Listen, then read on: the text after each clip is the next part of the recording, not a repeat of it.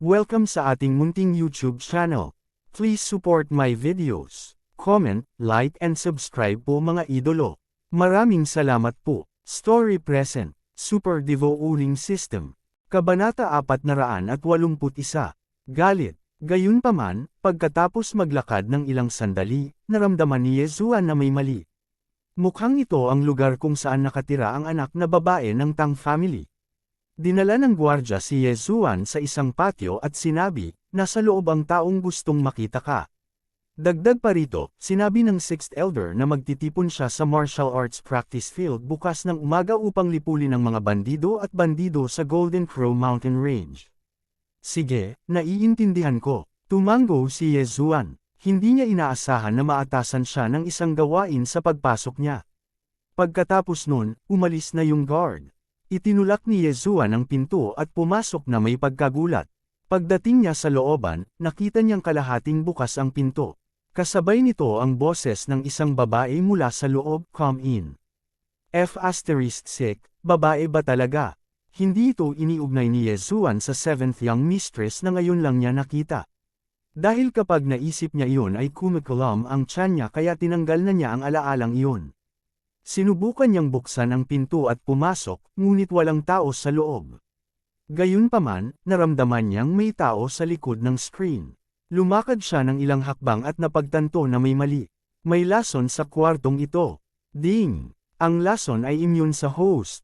Matapos marinig ang notification, biglang nanlaki ang mga mata ni Yezuan. Napagtanto din niya na ito ay isang lason na maaaring magpatulog ng isang soul refining realm martial artist sa loob ng 3 araw at 3 gabi. Sa sandaling ito, lumabas ang taong nasa likod ng screen. Halos mabulag ang mga mata ni Yezuan. Hindi ba ito ang ikapitong young mistress, si Ruhua? Isa pa, inilantad ng kabilang partido ang magkabilang balikat niya. Sa isang iglap, naunawaan ni Yezuan na nalantad siya. Agad niyang sinampal sa ere si Ruhua. Bang! Kahit na ang 7th young mistress ay nasa soul refining realm din, ang kanyang lakas ay mas mahina kaysa kay Yezuan. Matapos siyang paliparin ni Yezuan, agad niyang hinubad ang kanyang universe ring at mabilis na lumabas ng silid. Hindi na siya maaaring manatili pa sa Tang family. Gustong umiyak ni Yezuan ngunit walang luha. Siya ay orihinal na nagplano na pumuslit sa Tang family, ngunit hindi niya inaasahan na wala pang isang oras, ipagkakanulo niya ang Tang family. Nang nagmamadali siyang umalis sa looban, narinig niya ang galit na dagandong ni Ruhua. Ngayon, ang buong Tang family ay naalarma. Damn it, umatras. Nagmura si Yezuan at mabilis na iniwan ang pamilya Tang. Sa kabutihang palad, nakuha niya ang Cosmos Ring ng 7th Miss at matagumpay na nabuksan ang ika-15 Earth Vein. Kung hindi, ang kanyang operasyon ay magiging walang kabuluhan. Sa kabuuan, hindi ito kawalan. Biglang nangyari ang lahat kaya bago pa makapag-react ang pamilya Tang, nakaalis na si Yezuan. Walang magagawa ang pamilya Tang. Sa oras na ito, sa kalangitan sa labas ng Golden Crow City. Damn you, Tang Yuanhang, tiyak na papatayin kita. Nagngangalit si Yezuan. Kung hindi dahil sa bloodline ng Sacred Tree of Life, malamang na nawala siya dito sa unang pagkakataon. Kung ganoon talaga, baka magpakamatay na rin siya. Kahit na siya ay nagdulot ng ganoong kaguluhan, siya ay nakakuha din ng ilang mga benepisyo. Bukod dito, alam niya na si Tang Yuanhang ay mag-oorganisa ng isang grupo ng mga tao para manghuli ng mga bandido at iba pang mga bandido bukas. Sa makatuwid, naghintay si Yezuan sa labas ng lungsod ng ilang sandali, naghihintay na lumabas sila. Tinanong din ni Yezuan ang guard ng pamilya Tang tungkol sa cultivation base ni Tang Yuanhang. Si Tang Yuanhang ay ang ika-6 na elder ng pamilya Tang at nagbukas ng 24 na ugat ng lupa. Napakalakas niya, dahil dito ay pinili ni Yezuan na direktang umalis sa Tang clan. At hindi magdulot ng kaguluhan. Malaki ang pagkakaiba sa pagitan ng 24 na Earth Veins at 15 Earth Veins. Kung nakipag-away si Yezuan kay Tang Yuanhang, malamang na ipapadala siya sa paglipad na parang bulaklak. Sinampal ko lang ang 7th Miss at kinuha ang kanyang Cosmos Ring. Ang pamilyang Tang ay hindi dapat gumawa ng anumang malalaking hakbang, kaya ang itinerary ni Tang Yuanhang bukas ay hindi dapat magbago. Napaisip si Yezuan at agad na umalis. Ang layunin niya sa pagkakataong ito ay alisin ang mga bandidong ito sa harap ni Tang Yuanhang, pagkatapos ay humanap ng problema kay Tang Yuanhang. Nasa labas lang ng Golden Crow City ang Golden Crow Mountain Range. Ito ay humantong sa Celestial Wolf City, kaya maraming mga bandido at bandido dito. Gabi na noon, sinamantala ni Yezuan ang gabi upang hanapin ang bulubundukin. Nakakita siya ng ilang pugad ng mga tulisan. Ang mga bandidong ito ay hindi malakas, higit sa 20 dragon power, ngunit marami sa kanila. Nilinis ni Yezuan ang mga pugad ng mga bandidong ito sa magdamag, unti-unting nadaragdagan ang kanyang lakas. Ang mga bandidong ito ay talagang may mga taga-suporta, kaya naman hindi sila nalipol. Gayunpaman, walang pakialam si Yezuan kung sino ang kanilang mga taga-suporta. Sa pagsikat ng araw, karamihan sa mga pugad ng mga bandido sa Golden Crow Mountain Range ay nabura na ni Yezuan. Ilang nakatagong pugad lamang ang naligtas. Kahit si Tang Yuanhang ay walang magawa tungkol dito, ngunit ginawa ito ni Yezuan sa bloodline ng Sacred Tree of Life. Pagkatapos ng massacre, binuksan ni Yezuan ang 3 Earth Veins, pinalaki ang bilang ng Earth Veins niya mula 15 hanggang 18. Sa oras na ito, binabantayan niya ang pasukan ng Golden Crow Mountain Range, naghihintay sa pagdating ni Tang Yuanhang. Tamang-tama, sa wakas ay natagpuan ni Yezuan ang koponan ng pamilya Tang sa tanghali. Mayroon lamang 10 tao sa pangkat na ito, na pinamumunuan ng ika-6 na elder ng pamilyang Tang, si Tang Yuanhang. Kagabi, binaligtad ng pamilya Tang ang buong Golden Crow City, ngunit hindi nakita si Yezuan. Hindi nila akalain na si Yezuan ay magwawali sa karamihan ng Golden Crow Mountain Range at pagkatapos ay hintayin sila sa pasukan. Nang ang pangkat ng pamilyang Tang ay papasok na sa Golden Crow Mountain Range, si Yezuan ay bumaba mula sa langit at lumapag sa harapan nila. Tang Yuanhang, sa wakas nandito ka na. Tiningnan ni Yezuan ang koponan ng pamilya Tang na may malamig na ekspresyon. Ikaw ba, si Tang Yuanhang, na nag-iisip pa rin kung sino ang nang-ahas na hamarang sa pangkat ng pamilyang Tang, ay nagulat din nang makita niya si Yezuan. Tang Yuanhang, gusto kong sumali sa pamilya Tang, ngunit pinaalis mo ako. Ngayon, walang aalis sa inyo. Malakas na sabi ni Yezuan. Napadala, pinagnanasaan mo ang interspatial ring ng pamangkin ko at nasaktan mo siya. Li Xing, ibaba mo siya. Galit na sigaw ni Tang Yuanhang. Ang 7th Young Mistress ay binaluktot ang katotohanan kahapon, kaya hindi alam ni Tang Yuanhang ang katotohanan. Gayunpaman, hindi nag-abalang magpaliwanag si Yezuan. Desidido siyang patayin pa rin si Tang Yuanhang. Napaawang ang mga labi ni Yezuan habang pinagmamasdan ang consecrator ng pamilya Tang, si Li Xing, na humahanggo sa kanya. Nasa kamay na niya ang bawang sword. Si Li Xing ay nagbukas pa lamang ng 18 Earth Veins, katulad ni Yezuan. Sa ganoong lakas, maaari lamang siyang mapatay sa isang iglap. Rip! Tamang-tama, ang ulo ni Li Xing ay naisuka ng wala pang 1 segundo. Instant kill. Inalis ni Yezuan ang kanyang interspatial ring at sumigaw, sino pa?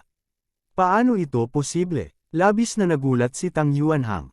Personal niyang nasaksihan ang lakas ni Yezuan, ngunit nagawang patayin ni Yezuan ang isang eksperto na nagbukas ng 18 Earth Veins sa loob lamang ng 1 araw.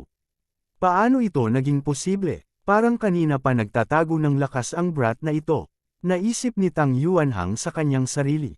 Sa sandaling ito, hindi niya namalayan na ginagamit ni Yezuan ang martial arts ng Shangqing Palace. Sun Xiaoyu, sigaw ni Tang Yuanhang. Kabanata 482. Paghihiganti. Nabuksan na ni Tang Yuanhang ang 24 na ugat. Nahaharap sa ganoong sitwasyon, hindi niya maibaba ang sarili para personal na atakihin si Yezuan. Ang mga mananamba, sa madaling salita, ay mga mananamba. To put it bluntly, tinanggap sila ng mga thug. Nag-walk out si Sun Xiaoyu at hindi nag-aksaya ng anumang salita, direktang nag-charge. Gayunpaman, ang hindi inaasahan ay si Sun Xiaoyu, na nagbukas ng 20 ugat, ay talagang agad na pinatay ni Yezuan. Ilang ugat lang ang nabuksan ni Yezuan. Prime Clarity Sword Arts. Habang lumilipad ang ulo ni Sun Xiaoyu, may biglang sumigaw sa gulat. Lahat, kabilang si Tang Yuanhang, ay natigilan. Ngayon lang nila napagtanto na ginamit ni Yezuan ang martial arts ng Prime Clarity Palace. Si Yezuan ay isang disipulo ng Prime Clarity Palace. Hindi, tiyak na hindi. Nag-react ang lahat. Palihim na natutunan ni Yezuan ang martial arts ng Prime Clarity Palace. What a guy! Nagkataon na may darating na emissary from Prime Clarity Palace today. I'll capture you and bring you to him. Kinaikit ni Tang Yuanhang ang kanyang mga mata, biglang hindi mapalagay. Sumigaw siya, sabay-sabay na umatake. Bagamat hindi patas na ay bully siya ng mga numero, pinili pa rin ni Tang Yuanhang na maging mas konserbatibo upang maiwasan ang mga aksidente. Sa isang iglap, direktang sumalakay ang 8 tao, kabilang si Tang Yuanhang. Isa laban sa 8. Sige, ipakikita ko sa iyo kung sino ang na-offend mo. Lumakas ang pagmamataas ni Yezuan. Matingkad pa rin sa kanyang isipan ang eksena kahapon. Ito ang unang pagkakataon sa buhay niya na nanginginig siya sa galit. Patayin! Umakyat si Yezuan. Ang isa laban sa 8 ay talagang mas madali kaysa sa isa laban kay Tang Yuanhang, dahil ang 7 iba ay mas mabagal kaysa kay Yezuan. Sa 70% karunungan sa Prime Clarity Demonic Stomping Steps, ang bilis ni Yezuan ay hindi mas mabagal kaysa kay Tang Yuanhang. Hulihin mo siya ng buhay. Sa sandaling ito, sumigaw si Tang Yuanhang. Gayunpaman, ito ay hindi direktang nakabawas sa lakas ng kanyang tagiliran, lubos na nabawasan ang presyon kay Yezuan. Prime Clear Sword Art, ginamit ni Yezuan ang kanyang pinakamalakas na espada. Bagamat ang espadang ito ay partikular na ginamit upang harapin ang mga masasamang nilalang, na may 70% na kahusayan, natural na ito ang pinakamalakas na pag-atake ni Yezuan. Matapos magkaroon ng ugnayan ang dalawang panig, sinubukan ni Yezuan ang kanyang makakaya na iwasan si Tang Yuanhang at humanap ng gulo sa iba. Hindi inaasahan ni Tang Yuanhang na napakalakas ni Yezuan. Talagang nagawa niyang lumaban sa 8 tao na ilang antas na mas mataas sa kanya. Natuwa siya sa kanyang puso na hindi siya nagpadala ng sinuman upang ipagpatuloy ang laban. Kung hindi, ipinapadala nila ang kanilang sarili sa kanilang kamatayan. Kinubkob ng 8 tao, si Yezuan ay napilitang umatras ng paulit-ulit, ngunit wala siyang pakialam. Lumabas ka, sigaw ni Yezuan, na ikinagulat ng lahat. Hindi kaya may ambush dito. Sa susunod na sandali, nakita niya ang isang maliit na ibon na lumitaw sa likod ni Yezuan. Swish! Nag-transform si Wei Zhenchen bilang isang ibon na kasing laki ng hinlalaki na may matalas na tuka at mabilis na lumipad palabas. Ngayon, nakay na ito ng maraming ore at armas, at matagal nang lumaki sa Essence Soul Realm.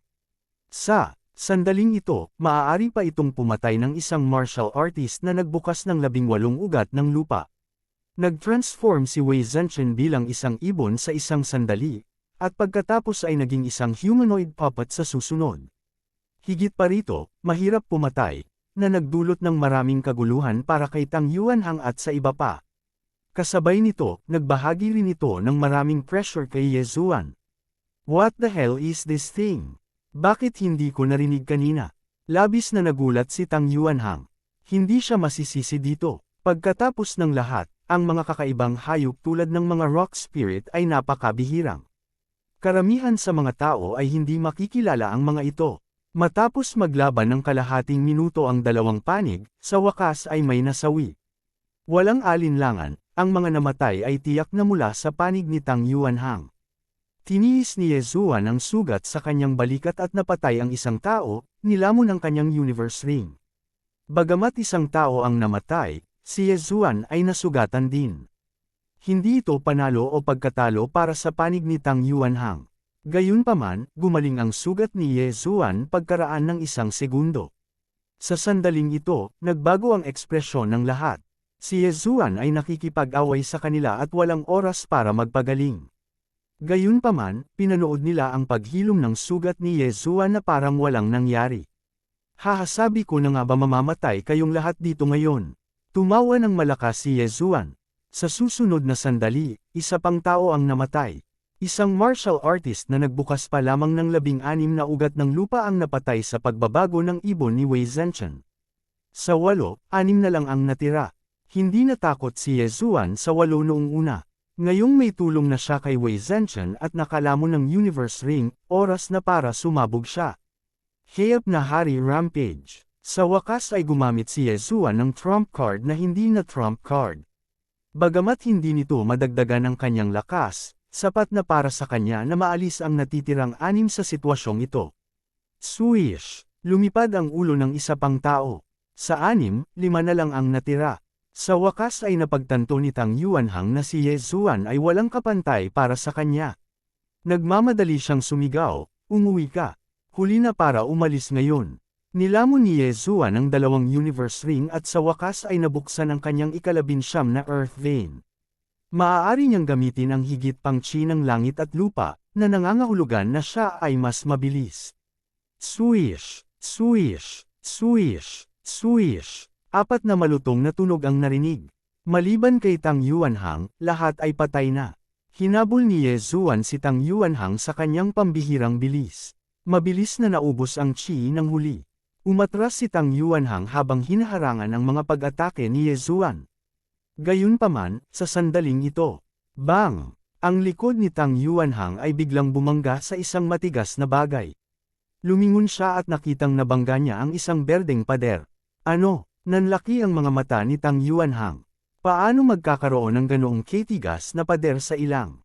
Sa susunod na sandali, napagtanto niya na ito ay ang pagbabago ng kakaibang bagay ni Ye Zuan. Ngunit, ang banggaan ay direktang humantong sa kanyang kamatayan. Swish! Isang simple at walang palamuti na mahabang espada ang tumusok sa kanyang dibdib, tumagos sa kanyang puso. Ang longsword na ito ay ang bawang sword ni Ye Zuan. Dilat na dilat ang mga mata ni Tang Yuanhang. Napatitig siya sa binata na kalahating metro lang ang layo sa kanya. Ibinuka niya ang kanyang bibig, ngunit walang boses na lumabas. Swoosh! Mabilis na hinugot ni Ye Zuan ang bawang sword. Ding! Binuksan ng host ang ika-20 ugat ng lupa. Matapos lamunin ni Ye Zuan ang storage ring ni Tang Yuanhang, muling tumunog ang notification. Ngayong, naipaghiganti na niya ang kanyang personal na sama ng loob, ang susunod na hakbang ay ang pakikitungo sa pamilya Tang. Inihagis niya kay Wei Zhenchen ang lahat ng ores at mataas na ranggo na heavenly weapons. Matapos matagumpay na makuha ni Wei Zhenchen ang mga ito, nagsimula siyang magtungo sa Golden Crow City.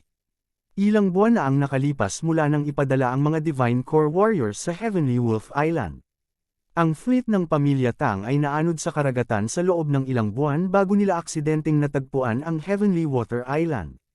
Ngayong may ruta na sila, hindi na sila aabutin ng ilang buwan bago bumalik sa Heavenly Wolf Island.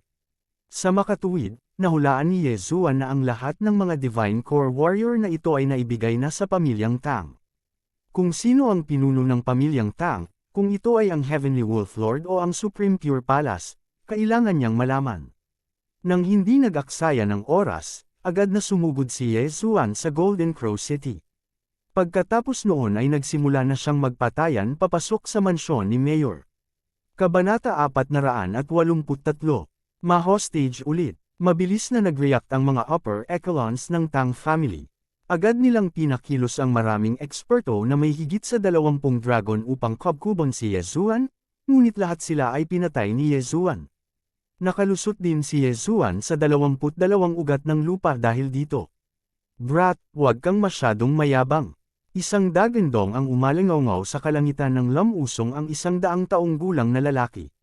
Ang eksenang ito ay medyo pamilyar kay Ye Zuan, ngunit sa pagkakataong ito, hindi ganoon kadaling harapin ang kanyang kalaban.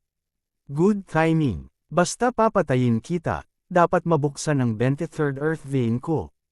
Umuungol si Ye Zuan sa kanyang puso habang umaarangkada siya. Ang 22 Earth Veins at 29 na Earth Veins ay 7 magkaiba, ngunit walang pakialam si Ye Zuan. Hanggat hindi siya agad matatalo ng kanyang kalaban, maaari siyang maubos hanggang mamatay. Prime Clarity Sword Art. Nakilala rin ito ng 100 taong gulang na ninuno ng Tang family sa isang sulyap. Buti naman alam mo, malamig nang umuso si Ye Zuan. Binigyan siya ng matandang ito ng matinding pressure.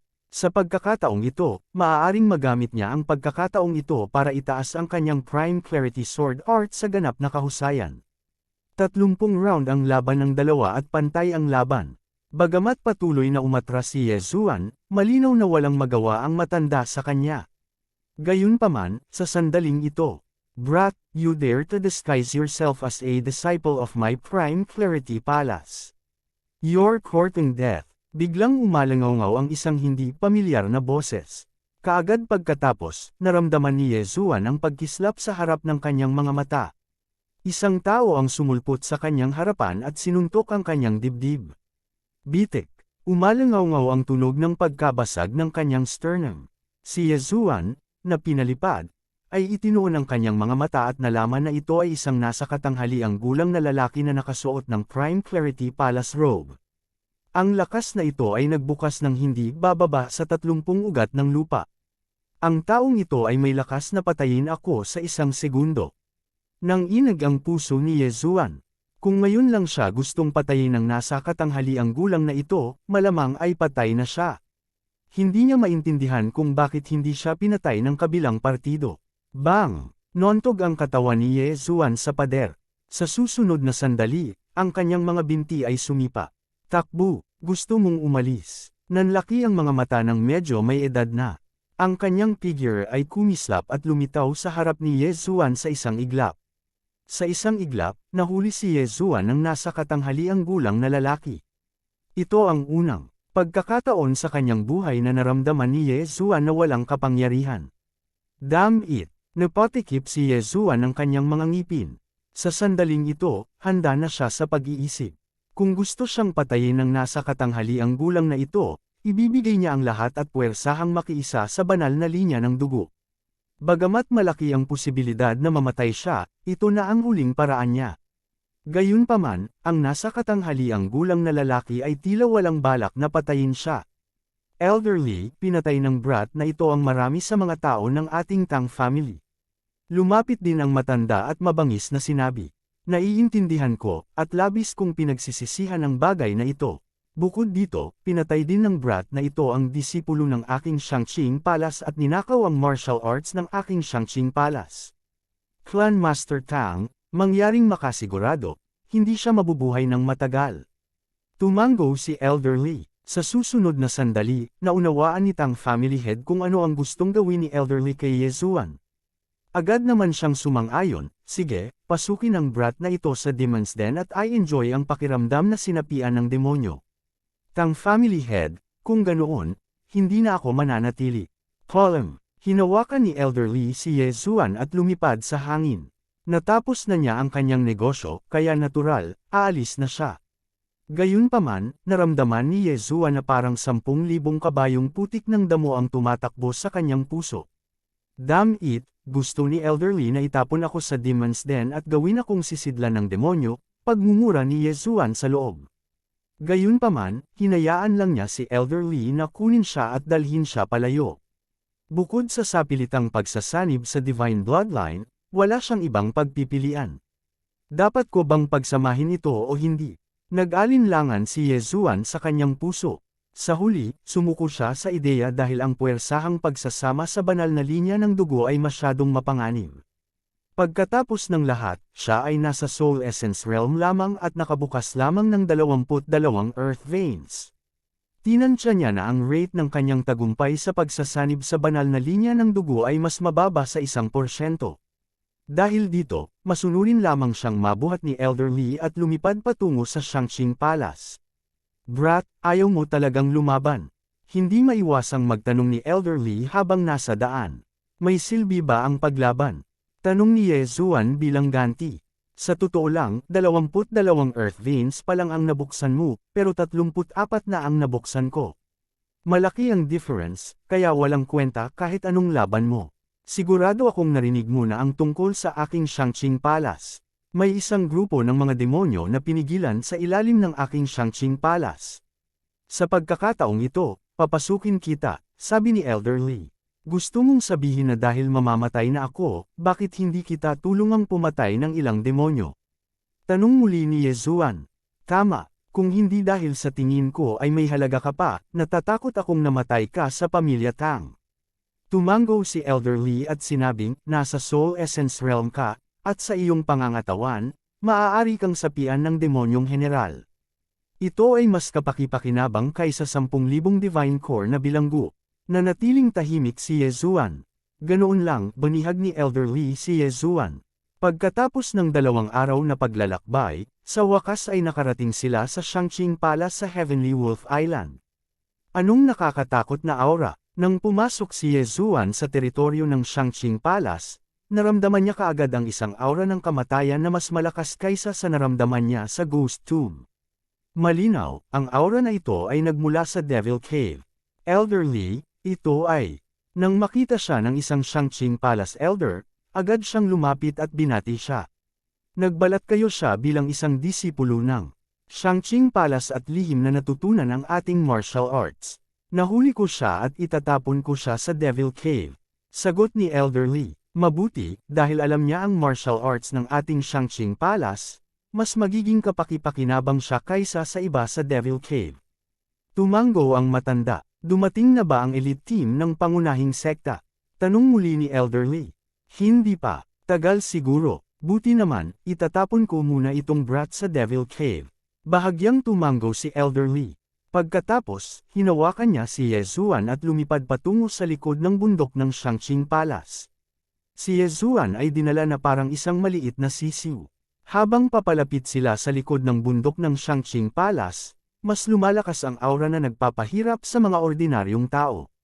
Kasabay nito, naramdaman din ni Ye Zuan ang ilang makapangyarihang aura. Ang pasukan sa Devil Cave ay dapat nasa likod ng bundok ng Shangqing Palace. Ang mga aura na ito ay dapat ang mga master ng Shangqing Palace na nagbabantay sa lugar upang maiwasan ang paglabas ng mga demonyo. Dinala ni Elderly si Ye Zuan sa likod ng bundok ng Shangqing Palace at dumaong sa gitna ng isang grupo ng mga tao. Elderly, ito ay. Nagtatakang tanong ng isang maputi ang buhok. Sect Master, pinatay niya ang isang disipulo ng Shangqing Palace at lihim na natutunan ang martial arts ng ating sekta, kaya gusto kong itapon siya sa Devil Cave, sagot ni Elderly. I see, tapos ihagis mo lang siya. Bahagyang tumango ang maputi ang buhok at walang pagtutol. Pagkatapos ay binuhat ni Elderly si Ye Zuan sa pasukan ng isang madilim na kuweba. Naglabas siya ng isang dilaw na anteng-anteng at sinabi, ito ang Shangqing Talisman. Dalhin mo ito at magpapatunay na hindi ka sinapian ng mga demonyo. Bibigyan kita ng 1 buwan. Kung buhay ka pa pagkatapos ng 1 buwan, pakakawalan kita. Nang marinig ito, nagliwanag ang mga mata ni Ye Zuan. Mukhang may paraan pa siya palabas. Kabanata 484. Pagpasok sa kulungan ng Diablo. Hindi pa nagsisimulang salakayin ng hukbo ng demonyo ang selyo. Bilasan mo at pumasok ka. Binitawan ni Elderly ang mga kamay ni Ye Zuan. Tumigil sandali si Ye Zuan, pagkatapos ay dumiretso sa Devil's Den. Mayroong isang hanay sa pasukan ng Devil's Den na partikular na naghihigpit sa mga masasamang nilalang. Dahil may laman siya at dugo, malaya siyang nakapasok at nakaalis. Isinuot niya ang Shangqing Talisman at inilabas ang bawang sword. Kasabay nito, sinabi niya sa kanyang sarili, Shangqing Palace, maghintay ka lang. Kung ako, si Ye Zuan, ay hindi mamamatay, babayaran kita. Hindi alam ni Ye Zuan kung gaano kadelikado ang Devil's Den, ngunit tinansya niya na ang Sect Master ay nagbukas ng 40 Earth Veins. Kung ang isang dalubhasa na may 40 na ugat sa lupa ay hindi nang ahas na pumasok at lipulin ang mga demonyong nilalang, tiyak na mayroong isang bagay sa Devil's Den na kinatatakutan niya. Sa makatuwid, hindi nang ahas si Ye Zuan na magpahinga. Sinundan niya ang daanan ng Devil's Den hanggang sa ibaba. Sa daan, nakita niya ang maraming bangkay, halos lahat ay pag-aari ng mga tao. Ang lahat ng mga taong ito ay namatay sa trahedya. Ilang sandali pa ay nakarating siya sa isang madilim na lugar. Napakadilim na hindi niya makita ang sarili niyang mga daliri. Nakakatakot na hiyawan ang umalangaw sa paligid niya. Ang Devil's Den na ito ay nasa ilalim ng Heavenly Wolf Island. I wonder kung sinong eksperto ang pumiglas dito. Medyo nagulat si Ye Zuan. Whoosh whoosh. Sa sandaling ito, isang itim na figure ang biglang lumipad patungo sa kanya. Bagamat madilim dito, mayroon pa ring Shadow Leopard bloodline si Ye Zuan. Malinaw niyang nakikita sa loob ng 2,000 metro. Ang itim na figurang ito ay ang tinatawag na demonyong nilalang. Upang maging mas tumpak, ito ay isang demonic soldier. Ang demonic soldier na ito ay parang mga mapaghiganti na espiritu. Translucent ang katawan nito, ngunit wala itong lower body. Sumayaw ito sa hangin. Ang dalawang itim na kuko nito ay napakatalas at madaling mapunit sa kalahati ang isang martial artist sa ibaba ng Heavenly Dragon Power. Gayunpaman, ang mga demonic na sundalo ay karaniwang nagtataglay ng mga tao kapag nakita nila sila. Kung magtagumpay sila, makokontrol nila ang katawan ng tao. Isang demonic soldier lang ang nangangahas na humanap ng gulo sa akin. Mamatay. Direktang nilaslas ni Yezuan ang demonic soldier. Ang Shangqing sword technique ay may epekto sa mga demonyong nilalang. Kahit na si Yezuan ay may hawak na sanga ng puno, maaari pa rin niyang patayin kaagad ang demonic soldier. Fu. Ang sword chi ay dumaan sa katawan ng demonic soldier at agad itong binasag. Pagkatapos, ang demonic chi ay nagsimulang mag-condense at naging isang itim na perlas. Pagkatapos mamatay ang isang demonyong nilalang, ito ay magiging isang demonyong globo. Kung hindi ito masisira sa tamang panahon, ang mga demonyong nilalang na ito ay muling isisilang. Napaisip si Yezuan sa kanyang sarili.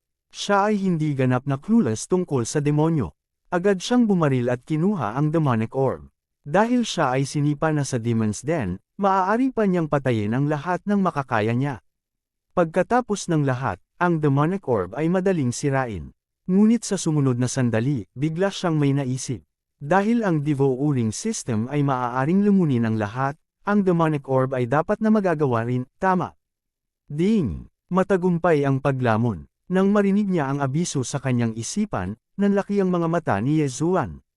Nagawa niya talagang lumamon. Higit pa rito, nadagdagan din ang kanyang tunay na enerhiya. Hahaha, hindi napigilan ni Yezuan na matawa sa langit. Napakaswerte niya talaga. Akala niya ay nahulog siya sa isang bitag, ngunit hindi niya inaasahan na ito ay isang gintong bitag. Ito ay talagang isang treasure trove para sa pag-level up. I've struck it rich. Dalawang sinag ng liwanag ang lumabas mula sa kanyang mga mata nang siya ay agad na umaban.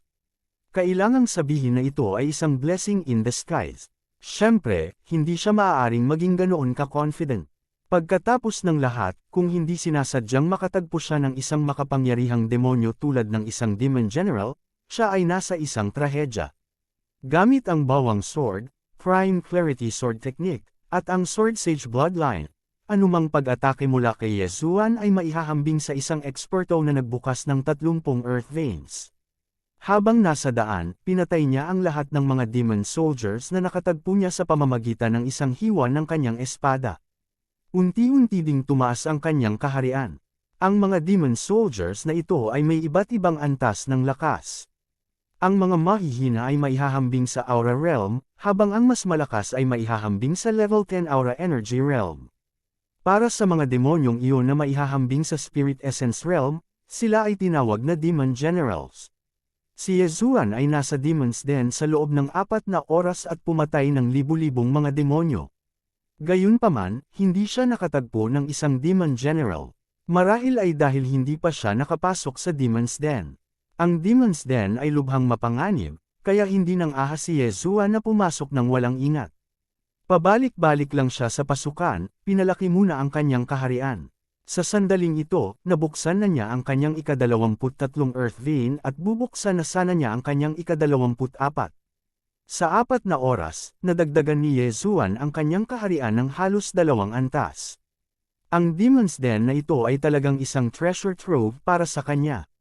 Gayunpaman, sa sandaling ito, isang malakas na aura ang biglang lumapit kay Yezuan. Ang lakas ng aura, dapat itong Demon General sa pagkakataong ito, at hindi ito dapat mahina. Napaisip si Yezuan sa kanyang sarili. Ta-ta-ta-ta. Maya-maya'y narinig ang ingay ng nagmamadaling yabag. Mga yabag, tao. Medyo nagulat si Yezuan. Itinaas niya ang kanyang kamay at naglabas ng ilang sinag ng sword chi para ilawan ang harapan. Sa tulong ng liwanag, nakita ni Yezuan ang mukha ng papalapit na tao. Tao talaga iyon. Isang tao. Ang papalapit ay isang lalaking may galos sa mukha. Nang makita niya si Yezuan, nagpahayag din siya ng kakaibang ekspresyon. Bagamat nakatagpo siya ng isang tao, hindi pa babayaan ni Yezuan ang kanyang pagbabantay dahil maaaring sinapian ng demonyo ang taong ito. Nasapian ka na ng demonyo, hindi ba? Malamig na tanong ni Yezuan. Little brother, how can you say that? Nakakita ka na ba ng isang tao na nakakapagsalita pa pagkatapos nasapian ng demonyo? Takot na tanong ng lalaking may peklat. Hehe, nakapatay lang ako ng isa.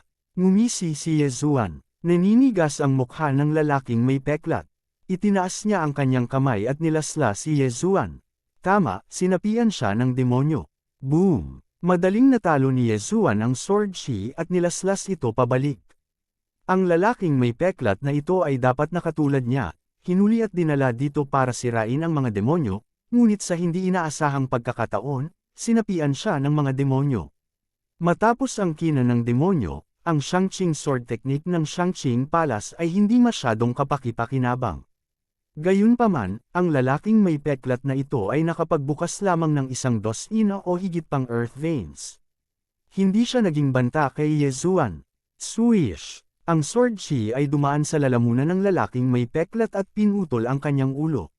Gayunpaman, sa susunod na sandali, isang demon general na mas malaki kaysa sa isang demon soldier ang sumugod kay Yezuan.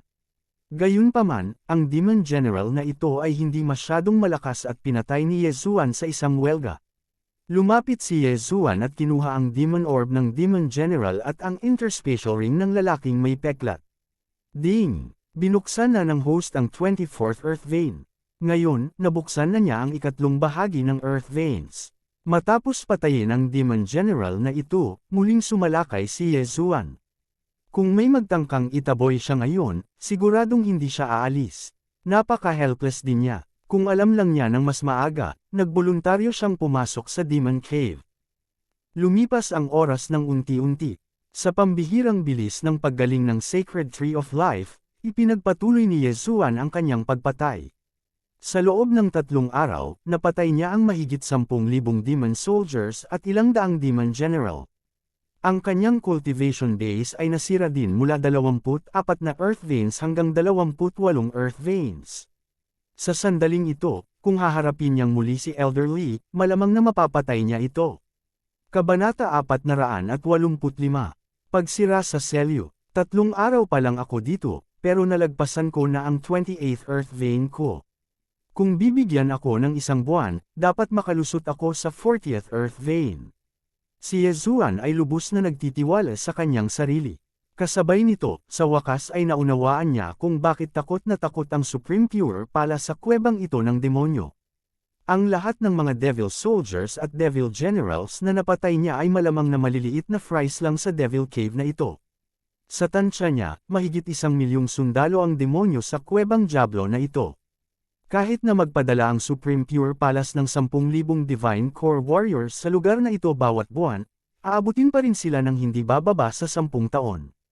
Isinasantabi ang mga general ng Diablo kung ang 1,000,000 sundalong Diablo na may lakas na maihahambing sa kaharian at espiritu ay susugod palabas, ang buong Heavenly Wolf Island ay mawawasak. Habang si Yezuan ay naghahanap ng higit pang mga Devil Soldiers at Devil Generals, bigla siyang nakarinig ng sunod-sunod na yabag. May mga tao dito, at medyo marami sila. Kumunat ang noo ni Yezuan. Sa nakalipas na 3 araw, nakakita siya ng maraming tao na sinapian ng mga general ng Diablo. Kasabay nito, napansin din niya na ang mga taong sinapian ng mga sundalong demonyo ay napakatanga, at hindi sila makapagsalita. Gayunpaman, kaya ng mga taong sinapian ng mga Diablo General, at maaari pa silang magsinungaling kay Yezuan. Ngayon, hindi lang yapak ang naririnig ni Yezuan, naririnig din niya ang mga talakayan sa pagitan ng mga tao. Senior Disciple, kung ang mga demonyong ito ay masira ang selyo, ang buong Heavenly Wolf Island ay mawawasak. Bakit dito lang tayo pinadala ng pangunahing sekta? Kalokohan, kung nandito ang mga makapangyarihang mandirigma mula sa pangunahing sekta, paano tayo magsasanay? Ngunit, bukod sa mga kawal ng Diablo at mga general ng Diablo, mayroon ding mga commander ng Diablo, mga hari ng Diablo, at Panginoong Diablo. Kung madyay gising ang Panginoong Diablo, hindi ba tayo? Don't jinx it, sinabi ng sect chief na natutulog ang Devil Lord, at kakaunti lang ang Devil Kings. Huwag kang matakot. Nang marinig ang mga salitang ito, sa wakas ay naunawaan ni Yezuan. Ang pangkat na ito ay hindi sinapian ng isang Devil General, sila ay isang team na ipinadala dito ng Supreme Pure Palace para linisin ang mga demonyo. Higit pa rito, dapat silang mga elite mula sa Supreme Pure Palace sa Tianju Region. Nagkataon, ang pangkat na ito ng 10 ay nagmamadali patungo sa direksyon ni Ye Zuan. Sino ka? Malamig na sumigaw ang nangungunang disipulo mula sa Supreme Pure Palace. Isang dumadaan, si Ye Zuan, na libu-libong metro ang layo, ay malamig na sumagot. Kumunat ang noo ng pinuno ng mga alagad. Nakita niyang hindi pamilyar ang boses ni Ye Zuan at agad niyang sinabi, ito ay isang taong sinapian ng isang demon general. Patayin siya. Sa isang iglap, ang 10 sa kanila ay sumugod kay Ye Zuan.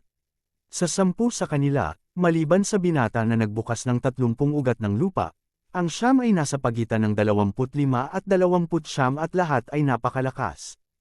Tulad ng inaasahan sa isang disipulo ng Shangqing Palace ng Tianju, napabuntong hininga si Ye Zuan sa loob. Bigla niyang naalala ang ilang taong nakatagpo niya sa Ghost Tomb Territory. Ang mga taong iyon ay kakapasok lang sa Soul Essence Realm, hindi pa matagal na ang nakalipas, kaya dapat sila ang pinakamahinang Outer Sect Disciples. Bagamat mayroon silang karaniwang kaaway, si Ye Zuan ay hindi pushover. Agad siyang nag-charge. Maaari niyang piliin na huwag kunin ang buhay ng mga taong ito, ngunit hindi niya maaaring tumanggi na kunin ang Interspatial Ring. Sa nakalipas na 3 araw, bukod sa pagbubukas ng mga meridian na iyon, si Ye Zuan ay nag-improve din ng husto sa mga tuntunin ng martial arts. Ang kanyang Supreme Pure Sword Technique ay na-improve sa 100% at na-double ang kapangyarihan nito. Napakadaling makitungo sa grupong ito ng mga disipulo ng Supreme Pure Palace. Wala pang kalahating minuto, pinutol ni Ye Zuan ang lahat ng pulso ng mga disipulo. Bilang resulta, binuksan ni Ye Zuan ang 2 meridian, na umabot sa 26. Sino ka? Nagulat ang nangungunang binata dahil nakita niyang pinutol lamang ni Ye Zuan ang kanilang mga pulso, ngunit hindi ang kanilang buhay. Bukod dito, ginamit niya ang martial arts ng Supreme Pure Palace. Obviously, hindi siya tao na sinapian ng demonyo. Masyadong tamad si Ye Zuan na sagutin ang tanong na ito. Direkta niyang ibinato ang isang interspatial ring at sinabing, may mga healing pills sa loob. Pagkatapos, diretso siyang umalis. Nandito ang mga taong ito para pumatay ng mga demonyo, kaya hindi na niya kailangang patayin silang lahat. Pagkatapos ng lahat, ang mga taong ito ay maaaring mag-ambag sa mga residente ng Celestial Wolf Island. Natagpuan niya ang ilang mga demon soldiers at demon generals upang patayin sa paligid. Hindi nagtagal, nagkataon na muli niyang nakatagpo ang pangkat na iyon. Ngunit sa pagkakataong ito, may kalaban ang koponan. Isang demon commander. Kumunat ang noo ni Ye Zuan. Ang nangungunang binata ay nagbukas ng 30 meridian, at ang iba pang 9 ay hindi rin mahina. Pero ngayon, lahat sila ay pinatay ng demonyo. 4 na lang ang natira. Halata na ang kalaban nila ay isang demon commander, na mas malakas kaysa sa isang demon general. Dahil nakita niya ito, si Ye Zuan ay hindi maaaring tumayo at manood. Ngunit nang makalapit siya, ang nangungunang binata ay sinapian na ng demon commander. Sa isang iglap, tumaas ang aura ng nangungunang binata, at tumaas ng ilang level ang kanyang cultivation level. Ang lakas ng isang taong sinapian ng demonyo ay maaaring manatiling pareho o tumaas. Ang lakas ng demon commander na ito ay hindi mahina sa simula. Matapos angkinan ang katawan ng binata, lumundag ang lakas ng binata. Hindi lamang iyon, ngunit maaari rin siyang gumamit ng martial arts. Sa sandaling ito, napansin na ng demon commander si Ye Zuan at agad na sinugod si Ye Zuan. Kilala kita, ikaw ang pumutol ng pulso ko. Gusto kong maghayganti. Ang boses ng binata ay nahulog sa tainga ni Ye Zuan. Nakakapagsalita ang mga taong sinapian ng demon generals, kaya hindi katakataka na nakakapagsalita rin ang binata. Sa tingin mo makakaganti ka ng ganito? Malamig na bamantong hininga si Ye Zuan. Bagamat ang Prime Clarity Sword Arts ay walang amplification effect sa mga tao na sinapian ng mga demonyo, ang kasalukuyang antas ng cultivation ni Ye Zuan ay sapat na para patayin ang binata. Wala pang 5 round, pinutol ni Ye Zuan ang lalamunan ng binata, at bumulwak ang dugo. Kasabay nito, ang Demon Commander na nagmamay-ari sa binata ay kumalas din at kinasuhan si Ye Zuan. Prime Clarity Demon Slaying Slash. Naglaslas si Ye Zuan, at bumao ng laslas sa katawan ng Demon Commander. Ngunit hindi ito sapat upang patayin ito. You have tenacious vitality. Die. Nagdagdag siya ng isa pang slash, at napatay ang Demon Commander. Pagkatapos, naging Demon Orb ito. Lumapit si Yezuan at nilamon ang Demon Orb. Not bad. It's at least comparable to 100 Demon Generals. Si Yezuan ay lubos na nasisiyahan. Ngunit sa sandaling ito, Dagandong, biglang umalangaw-ngaw ang sunod-sunod na malalakas na tunog sa kalangitan. Natigilan si Yezuan saglit, pagkatapos ay nag-react kaagad. Ito dapat ang tunog ng Demon Army na muling sinira ang selyo. Huwag mong sirain. Kailangan ko pang mag-level up. Napaisip si Yezuan sa kanyang sarili. Sa kabutihang palad, ang Demon Army ay hindi nagtagumpay sa pagsira ng selyo sa pagkakataong ito. Si Yezuan ay nagkaroon ng oras upang muling mag-level up. Ginugol niya ang natitirang oras sa Devil's Den, at sa huli, na-unlock niya ang ika-30 Earth Vein. Gayunpaman, habang tumataas ang antas ng kanyang paglilinang, tumaas din ang kanyang karanasan. Sa sandaling ito, hindi na siya nasisiyahan sa karanasan ng mga kawal ng demonyo at mga general ng demonyo. Nagpa siya siyang lumalim. Ngunit nang nagpa siya siyang lumalim, biglang nagsimulang manginig ang lupa. Itinaas ni Yezuan ang kanyang ulo at sumimangot. Anong nangyayari? Baka sinisira na naman ng Demon Army ang selyo. Lumipad muna siya sa ere at pansamantalang umatras. Dagandong, Kabanata 486. Malapit sa pag-aari. Lahat ba sila ng mga taong ipinadala noon at inalihan ng mga demonyo? Napaisip si Yezuan sa kanyang sarili. Ngayon, ang mga demon soldiers at demon general na ito ay hindi nakarapat-dapat sa kanyang atensyon. Mas gugustuhin niyang pumatay ng demon marshal kaysa 10,000 sa kanila. Gayunpaman, sa napakaraming maliliit na fries na umaatake sa selyo, tiyak na isang demon marshal ang manggaguna sa kanila. Kaya, tumingin si Yezuan mula sa langit. Sure enough, makalipas ang ilang sandali, nakaramdam siya ng dalawang makapangyarihang aura. Sila ang naniningil sa akin. Patayin. Hindi na nagtago si Yezuan at diretsyong bumaba. Ito ang kanyang unang pagkakataon na makatagpo ng dalawang demon marshal sa parehong oras. Gayunpaman, sa kanyang kaharian, hindi dapat maging mahirap ang pakikitungo sa kanila. Sa isang iglap, ang mga demon soldiers at demon general sa ibaba ay tinangay niya. Pagkatapos, lumitaw ang dalawang demon marshals. Nas-apia na ba silang lahat? Nakakaawa. Nakaramdam ng kaunting kawalan si Yezuan. Nagpalingalinga siya sa paligid sa dilim. Gaya ng inaasahan, ang mga taong may nagmamay-ari na ito ay napakabatang mga disipulo na ipinadala ng Shangqing Palace. Ang dalawang demon marshal na ito ay hindi nag-aksaya ng oras at direktang sinisingil si Yezuan.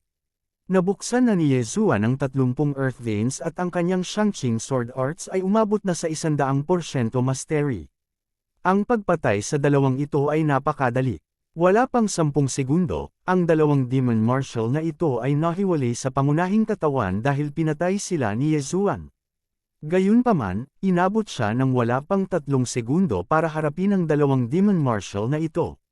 Ding! Binuksan na ng host ang 31st Earth Vein. Sa pagbanggit ng abiso, walang magawang umiling si Yezuan. Hindi niya alam kung kailan niya makakaharap ang isang Demon King. Gayunpaman, hindi masasayang ang malaking grupo ng mga demon soldiers at demon generals sa ibaba. Agad na hamampa si Yezuan gamit ang Shangqing Demon Slaying Slash, na umani ng daan-daang demon soldiers sa isang welga. Sa maikling sandali, ang demon army na ito ay ganap na naalis ni Yezuan. Bago magkaroon ng katawan ng mga kawal ng demonyo at general ng demonyo, napakababa ng kanilang katalinuhan. Para silang mga mababangas na hayop na may likas na halimaw lamang. Kapag nakakita sila ng buhay na tao, sisingilan nila. Kahit na nag-iisa si Yezuan, galit na galit pa rin silang sisingilan hanggang sa mamatay ang tao o maposes. Tinansya ni Yezuan na humigit kumulang 30,000 sila, ngunit hindi yun sapat para buksan niya ang 32 linya ng ley. Naalis niya ang isang buong magical creature army, na dapat ay lubos na nakabawas sa pressure sa mga tao sa labas. Gayunpaman, nang malapit na siyang umalis. Hu, biglang umihip ang malakas na hangin. Natigilan si Yezuan nang maramdaman niya ang napakalakas na aura. Pangkalahatang demonyo. Hindi, nalampasan na ng aura na ito ang Demon Commander. Hari ng demonyo. Sa wakas, dumating na ang pangunahing tauhan. Tingnan ko ang lakas nitong Demon King. Hinawakan ni Yezuan ang bawang sword at tahimik na tumayo sa pwesto. Hindi nagtagal ay may isang itim na figure na dumating ng 1 kilometro sa kanyang harapan. Huhu! Ang hitsura ng Demon King ay hindi gaanong naiiba sa ibang mga demonyo, maliban na mayroon itong ilang mga sungay. Gayunpaman, ang aura nito ay higit, mas malakas kaysa sa Infernal Soldiers at Infernal Generals. Gusto mong angkinan ang katawan ko, hindi ba? Lumapit ka sa akin kung may kakayahan ka. Panipi, sabi ni Yezuan sa Demon King. Huhu! Sa sandaling matapos magsalita si Yezuan, direktang sinuntok siya ng Demon King. Bago angkinan ang katawan, mas madaling makitungo ang mga demonyo. Siyempre, ito ay para kay Yezuan na natutunan ng Prime Clarity Sword Art, Prime Clarity Demon Slaying Slash. Diretsahang sinampal ni Yezuan ang Demon King ng ilang beses. Gayunpaman, ang bilis ng Demon King na ito ay mas mabilis kaysa sa buong bilis ni Yezuan, kaya hindi ganoon kadaling harapin. Shoo! Shoo! Shoo! Ang mga ilaw ng espada ay patuloy na sumisira sa kadiliman. Pagkatapos ng higit sa 10 pag-atake, hindi na kayang saktan ni Yezuan ang Demon King. Dahil dito, kailangan ni Yezuan na maging maingat. As expected, you have some skills. This is going to be troublesome. Nagdilim ang ekspresyon ni Yezuan. Hindi niya inaasahan na mas mabilis ang Demon King na ito kaysa sa kanya. Kung ganito ang kaso, mahihirapan siyang makatakas. Gayunpaman, medyo mataas pa rin ang tsansa niyang manalo. Prime Clarity Demon Stomping Steps, Demon Breaking Pillar. Biglang naapakan si Yezuan sa lupa.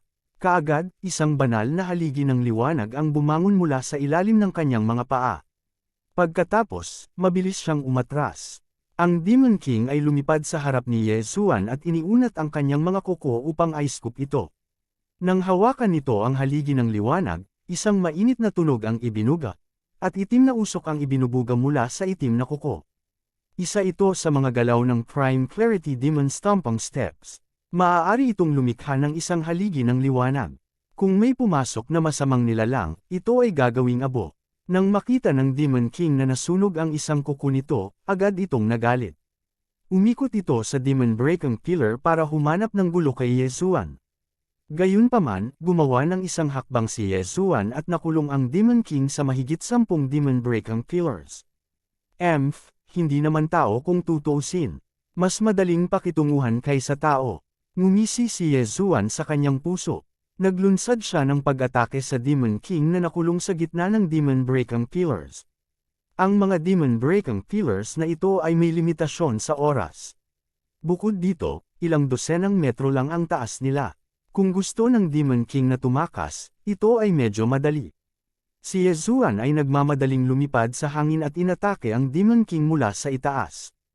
Ang Demon King ay bumangon na sa ere upang maiwasan ang sword energy ni Yezuan. Gayunpaman, sa sandaling ito, whoosh! Biglang lumakas ang takbo ng Demon King. Lumampas ito sa inaasahan ni Yezuan. Ano? Itinatago nito ang lakas nito. Nanlaki ang mga mata ni Yezuan habang pinagmamasdan ang Demon King na palapit ng palapit sa kanya. Nag-react ang kanyang kamalayan, ngunit ang kanyang katawan ay hindi. Ang biglaang pagputok ng bilis ng Demon King ay hindi bababa sa 30% na mas mabilis kaysa dati. Hindi na ito maabutin ni Yezuan sa simula. Ngayong tumaas ng 30% ang bilis nito, agad na nagbago ang sitwasyon ng labanan. Whoosh whoosh! Napakalakas ng lumilipad na tunog ng Demon King. Sa sandaling ito, nasa harap na ito ni Yezuan. Damn it! Nagmura si Yezuan at naglabas ng sword energy. Gayunpaman, madaling naiwasan ito ng Demon King. Inabot ng natitirang braso ng Demon King at hinawakan ang dibdib ni Yezuan. Nang malapit na itong angkinan siya, isang gintong liwanag ang biglang namulaklak mula sa dibdib ni Yezuan at pinawi ang kamay nito. Ano? Nakahanda na si Yezuan na labanan ang Demon King, ngunit hindi niya inaasahan na mangyayari ang ganoong bagay. Sa sandaling ito, naramdaman niya ang pag-init ng kanyang dibdib na parang may nasusunog. Iyan ang Shang-Ching Talisman. Agad naman siyang nag-react. Maaaring harangan ng Shang-Ching Talisman ang isang pag-aari ng demonyo ng isang beses. Direktang natanggal ang kuko ng Demon King. Gayunpaman, wala na ang Shang-Ching Talisman na ito. Kung gusto ng Demon King na angkinin siya, maaari itong gawin mula sa harap, likod, kaliwa, o kanan. Gayunpaman, ang reaksyon ni Ye Zuan ay mas mabilis kaysa rito. Shang-Ching Sword Art, Shang-Ching Demon Exterminating Slash. Sa isang mabilis na pagindayog ng bawang sword, direkta nitong tinamaan ang katawan ng Demon King at pinalipad ito. Hindi lang iyan, ang Demon King ay nayanig din ng husto sa pag-ataking ito. Sinasamantala ni Ye Zuan ang pagkakataong ito, mabilis na umatake si Ye Zuan. Bagamat hindi lahat ng Shang-Ching Demon Exterminating Slashes ay tumama, 3 sa kanila ang tinamaan. Kabanata 487, Escaping Alive. Phew, natakot ako sa kamatayan. Nakahinga ng maluwag si Ye Zuan. Kung siya ay sinapian ng Demon King, siya ay nasa matinding problema. Buti na lang at nasa kanya ang Shang-Ching Talisman. Ang Shang-Ching Talisman ay isang bagay na alam ng bawat disipulo ng Shang-Ching Palace kung paano gamitin. Gayunpaman, ang Shang-Ching Talisman ni Ye Zuan ay ginawa ni Elder Li, kaya mas maganda ang kalidad nito. Kaya ang bagay na ito ay maaaring labanan ng pag-aari ng Demon King. Sa kasamaang palad, isa lang ang walang magawa si Ye Zuan, pagkatapos ay nagmamadaling inalis ang demonic orb ng Demon King at nilamon ito. Ding! Binuksan na ng host ang 34th ley vein. Na-notify ang system. 31 ley veins ang umabot sa 34th ley vein. Talagang mataas ang mga puntos ng karanasan ng Demon King. Sa pagkakataong ito ay isang malapit na tawag. Nagmamadaling naglabas si Ye Zuan ng ilang Shang-Ching Talisman at idinikit ang mga ito sa buong katawan niya. Naunawaan din niya na ang mga Shang-Ching Talisman na ito ay hindi madaling gawin. Ang mga elite na ito mula sa main sect ay mayroon lamang 1 o 2 sa kanilang interspatial rings. Ngayon, hindi nang ahas si Ye Zuan na maging pabaya. Kung hindi niya kayang labanan ng Demon King at sinapian nito, ang kanyang kamalayan ay agad na mabubura. Sa oras na iyon, wala na siya sa sarili niya. Kahit na tumakas ang Demon King, isang walang kaluluwang walang laman na shell ang may iwan. Mas mainam na dahan-dahan ang pag-unlad. Ang Demon King na ito ay dapat ituring na mahina. Kung makatagpo ako ng isang malakas, ito ay magiging mahirap. Nagpa siya si Ye Zuan na huwag nang lumalim. Sa halip, bumalik siya sa paligid upang manghuli ng mga demon soldiers at demon generals. Unti-unting lumipas ang oras. Sa oras na ito, kalahating buwan na ang nakalipas mula noong pumasok si Ye Zuan sa Demon Cave. Pagkatapos ng nakakatakot na karanasan noong nakaraan, si Ye Zuan ay napakaingat. Wala na siyang nakasalubong na Demon King. Dahil dito, nabuksan niya ang 36 na ley veins. Gayunpaman, habang pinapatay niya ang mga halimaw para mag-level up, isang nakakabinging tunog ang umalangaw-ngaw sa Demon Cave. Nakakasira na naman ba ito ng selyo? Kalmado si Ye Zuan sa pagkakataong ito. Ito ang pangatlong beses na nakapasok siya sa Demon Cave. Gayunpaman, sa susunod na sandali, naramdaman niyang may mali. Ang malakas na tunog na ito ay tila hindi galing sa Demon Army. Baka nagising na ang Demon King. Biglang nanginig si Ye Zuan. Ang Demon Master na ito ang pinakamalaking boss sa Demon's Den na ito. Siya rin ang pinakakinatatakutan ng Shang-Ching Palace. Dati, narinig niya mula sa mga elite na disipulo ng Shang-Ching Palace na ang Devil Lord na ito ay tila mahimbing na natutulog, ngunit ngayong naisip niya ito, dapat ay nagising na siya. Bago magising ang Demon Master, palaging ang Demon King o Demon Marshal ang nanguna sa mga sundalo para salakayin ang selyo. Ngayong gising na ang Demon Master, ang selyo. Nang inig si Ye Zuan, biglang may masamang premonition sa puso niya. Hindi lang niya alam kung nagpadala pa ng Master ang Shang-Ching Palace. Gayunpaman, naunawaan niya na talagang hindi niya kayang harapin ang Devil Lord na ito. Kahit ano, mas mabuting magtago muna, kung sakaling magkita tayo. Nagpa siya si Ye Zuan na magtago. Ang malakas na tunog na ito ay umalangaw-ngaw sa buong lungga ng demonyo. Umalangaw-ngaw ang tunog ng buong 5 minuto bago ito tuluyang tumigil. Kaagad pagkatapos, narinig ang tunog ng hukbo ng demonyo na nagtitipon at umaakyat patungo sa pasukan ng yungib ng demonyo. Ang lungga ng demonyo ay hindi lamang isang pasukan. Kung ang daming taong sinapian ng mga demonyong nilalang ay sumugod palabas, kahit ang mga Panginoon na iyon ay kailangang patayin sila ng mahabang panahon. Kung bibili sila ng oras para sa hari ng demonyo, natatakot ako na hindi magtatagal ang selyo. Napaisip si Yesuan sa kanyang sarili. Tahimik lang siyang naghihintay sa isang lugar. Ito ay isang hindi pangkaraniwang oras, kaya mas mabuti para sa kanya na maging tapat. Sa tuwing aatake ang mga demonyong nilalang sa selyo, magkakaroon ng malaking kaguluhan. Gayunpaman, sa pagkakataong ito, huminto sila ng napakabilis. Sa pagkakataong ito, masyadong mabilis silang nawasak. May hindi tama, si Yesuan, na nagtatago sa isang sulok, ay sumimangot. Iniisip niya kung nabasag ba ng hukbo ng demonyo ang selyo at nakitang muli ang liwanag ng araw. Walang silbi sa kanya ang selyo ng yungib ng demonyo. Kahit na ang mga taong sinapian ng mga demonyong nilalang ay maaaring makalabas. Sa makatuwid, kung ang mga demonyong nilalang na ito ay nasira ang selyo, kung gayon ang mga tao ng Shangqing Palace ay dapat na abala sa oras na ito. Maaaring samantalahin niya ang pagkakataong makatakas sa lungga ng demonyo. Tingnan natin, makalipas ang halos kalahating oras, gumawa ng desisyon si Yesuan sa kanyang puso. Agad siyang tumakbo patungo sa isa sa mga pasukan. Kanina lang, umalangaw-ngaw ang nakakabinging tunog, pero ngayon, tumahimik na. Ito ay napakahinala. Pagdating niya sa pasukan ng yungib ng demonyo, nalaman niyang nasira ang porma sayon sa pasukan, at may hindi mabilang na mga demonyong nilalang na lumulutang sa hangin sa labas. Nasira talaga ang selyo. Sa oras na ito, ang mga master ng Shangqing Palace ay patuloy na nakikipaglaban sa mga demonyong nilalang. Hindi lang iyon, ngunit mayroon ding mga masters mula sa iba't ibang puwersa sa Celestial Wolf Island. May isa pa dito, biglang may narinig na malakas na sigaw. Ibinaling ni Yesuan ang kanyang ulo at nalaman na maraming disipulo ng Shangqing Palace ang nakapaligid sa kanya. Inisip ng mga taong ito na si Yesuan ay isang tao na sinapian ng mga demonyong nilalang. Dahil naihatid mo na ang sarili mo sa akin, huwag mo akong sisihin. Mabilis na lumabas si Yesuan at inalis ang interspatial ring ng mga disipulong ito ng Shangqing Palace. Gayunpaman, hindi niya kinuha ang kanilang buhay. Pagkatapos ng lahat, ang Celestial Wolf Island ay nasa malalim na problema. Ang mga taong ito ay maaari pa ring patayin ang mga demonyong nilalang kung sila ay nabubuhay pa.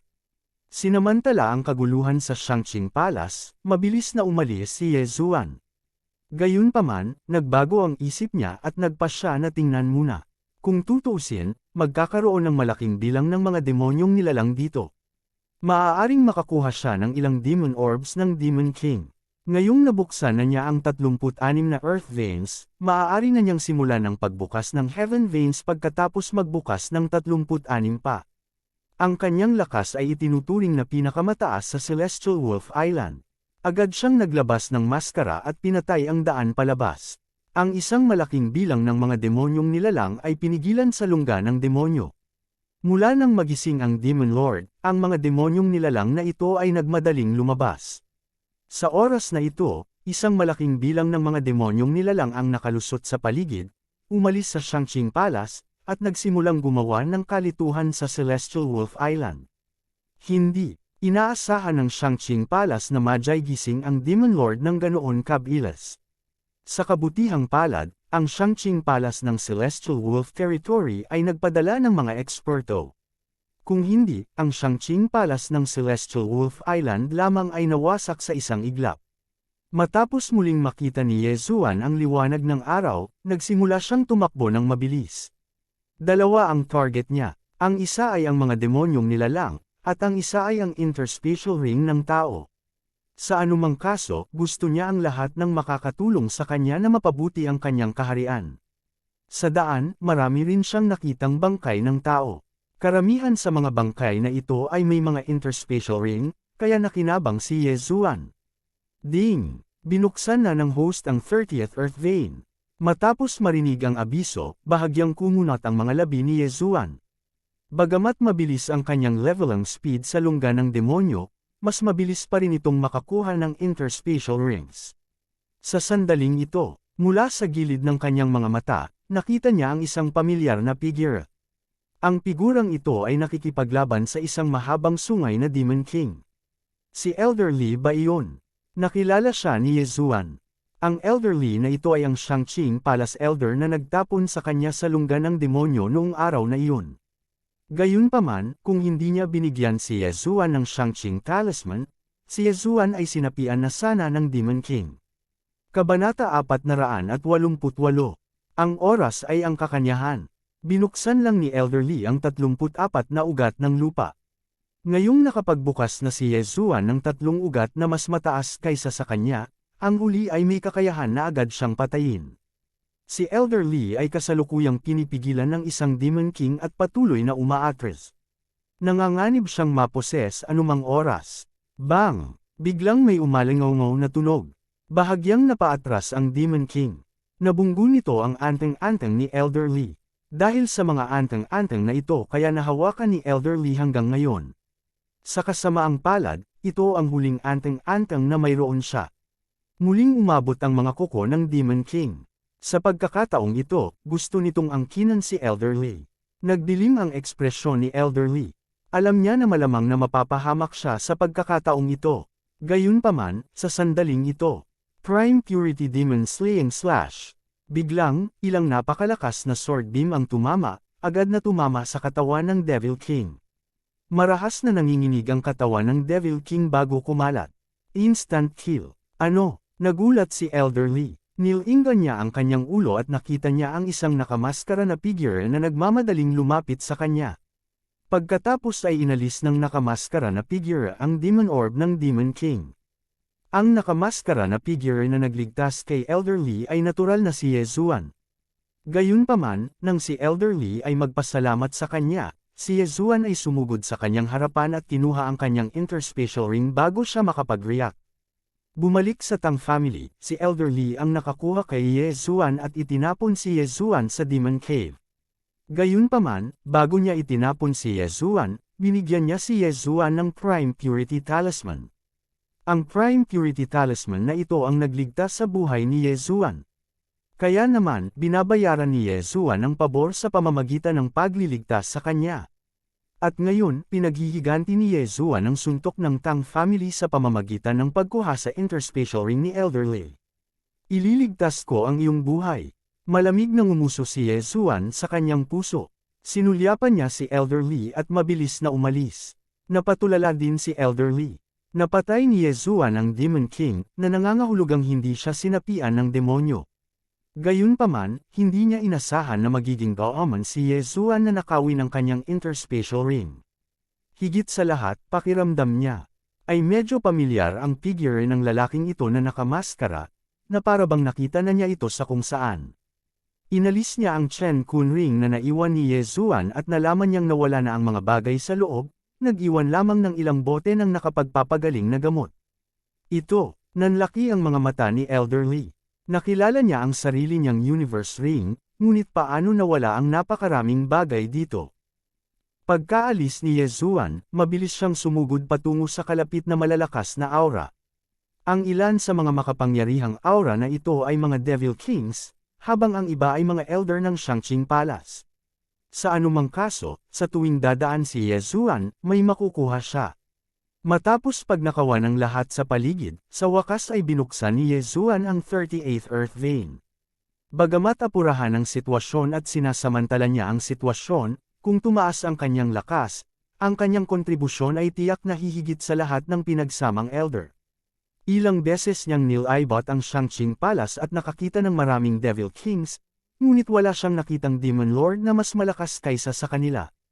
Tila nakipaghalo na ang Demon Lord sa hukbo ng mga demonyo at umalis.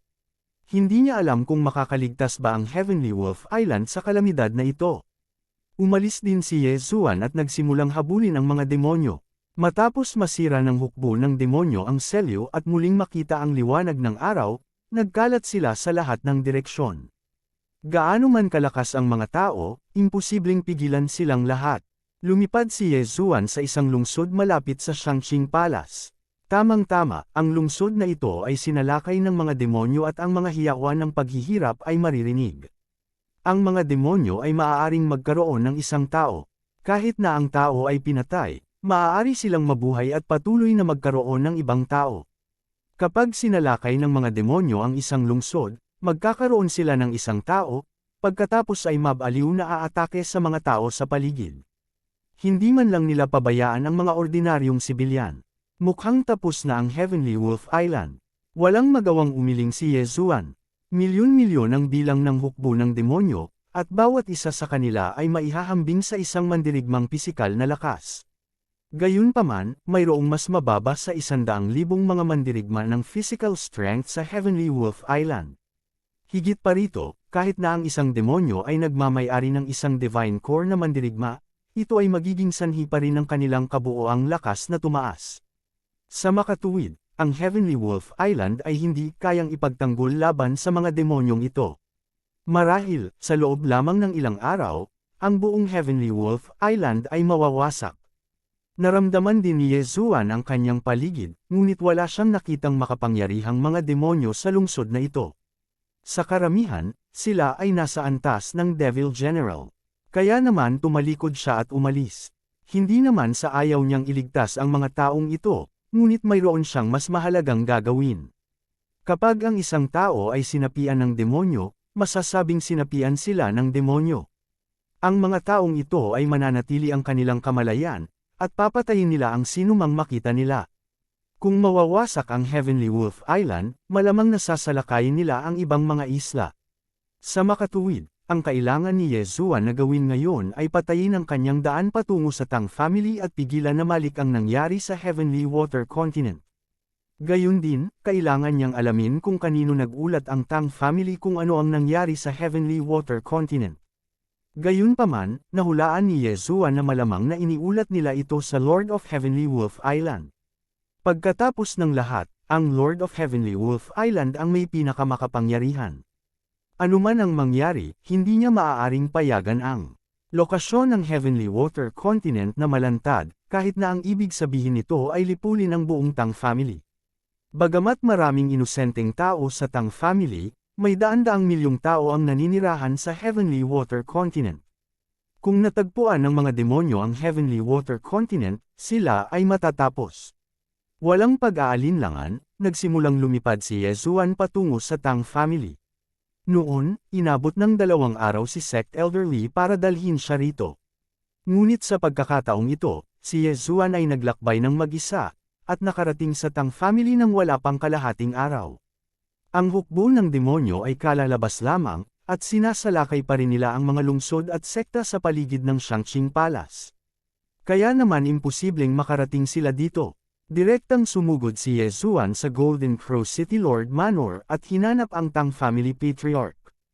Ang patriarch ay nakikitungo pa rin sa mga gawain ng pamilya. Nang lumitaw si Yezuan sa kanyang harapan, natakot siya na halos atakihin siya sa puso. "Sir, kayo po." Namutla ang patriarch ng pamilya Tang. Nabuksan na niya ang 29 na ugat ng lupa, ngunit si Yezuan ay tahimik na nakaharap sa kanya. Ang kanyang lakas ay tiyak na mas malaki kaysa sa kanya.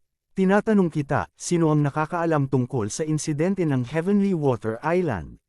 Malamig na tanong ni Yezuan. Heavenly Water Island. Nagbago ang ekspresyon ng Tang family patriarch. Hindi niya maintindihan kung bakit nagtatanong ng ganoon si Yezuan.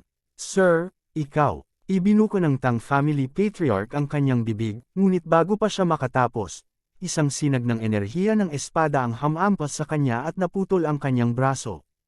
"Ayokong makinig sa kalokohan mo.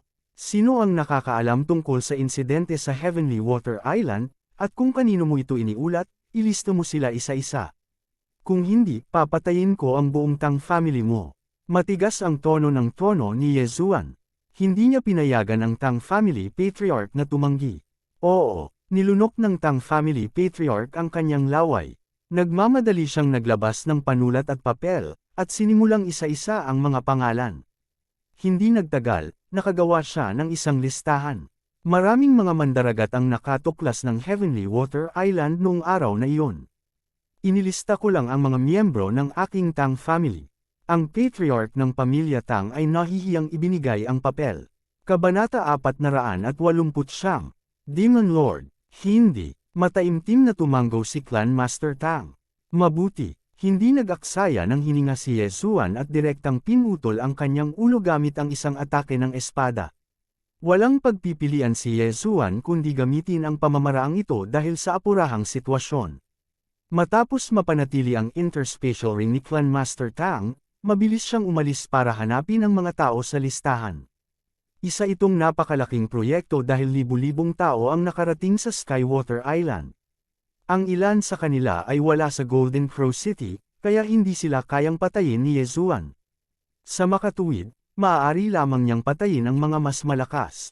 Pagkatapos ng lahat, ang mga ordinaryong tao ay alam lamang ang tungkol sa Skywater Island, ngunit hindi ang eksaktong lokasyon nito. Inikat ni Yesuan ang Golden Crow City ng halos isang araw bago niya pinatay ang mga tao sa listahan na nasa Golden Crow City pa rin. Makalipas ang isang araw, dumating ang hukbo ng demonyo sa Golden Crow City. Nagdilim ang mukha ni Yesuan nang makita niya ang makapal na itim na figure sa kalangitan. Pagkatapos ay sumugod siya sa kanila. Ding! Binuksan na ng host ang 39th Earth Vein. Mabilis na umalis si Yesuan matapos linisin ang malaking grupo ng mga demonyong nilalang. Sa pagkakataong ito, ang target niya ay Heavenly Wolf City. Ang pagtuklas ng bagong isla ng fleet ng pamilya Tang ay natural na kailangang iulat sa Heavenly Wolf Lord para sa isang reward. Sa makatuwid, kinailangan itong gawin muli ni Yesuan. Sa kabutihang palad, ang Heavenly Wolf City ay napakalayo. Bago dumating si Yesuan sa Heavenly Wolf City, hindi pa lumusab ang mga demonyong nilalang. Ang Heavenly Wolf Lord ay isang eksperto na nagbukas ng higit sa 50 Earth Veins. Gayunpaman, hindi siya banta kay Yesuan dahil wala siya sa Heavenly Wolf City. Direktang sumugod si Yesuan sa Governor's Mansion ng Heavenly Wolf City at nagsimulang mag-imbestiga sa Skywater Island. Nagkagulo ang buong Governor's Mansion. Bago dumating ang hukbo ng demonyo, nagdulot na ng kaguluhan si Yesuan. Sa kasamaang palad, walang makakapigil kay Yesuan. Matapos patayin ni Yesuan ang lahat ng mga mandirigma, binuksan din niya ang ika-41 na ugat ng lupa. Kasabay nito, nalaman din niya na ang Heavenly Wolf Lord ay pumunta upang tulungan ang Shangqing Palace. Kahit na ang Heavenly Wolf Lord ay nakakaalam nito, mukhang kailangan ko rin siyang patayin. Si Yesuan, na nasa City Lord's Mansion ng Heavenly Wolf City, ay pinaikit ang kanyang mga mata nang marinig niya ang balitang ito. Kung ito ay sa nakaraan, kailangan lang niyang ipaalam sa Skywolf Lord ang tungkol sa Skywater Island. Ang Skywolf Lord ay tiyak na hindi lalaban kay Yesuan para sa isang baog na isla. Ngunit ngayon, pumunta ang Skywolf Overlord para tumulong sa pagpatay sa mga halimaw. Magiging mahirap kung siya ay sinapian ng isang Fiend King o Fiend Master.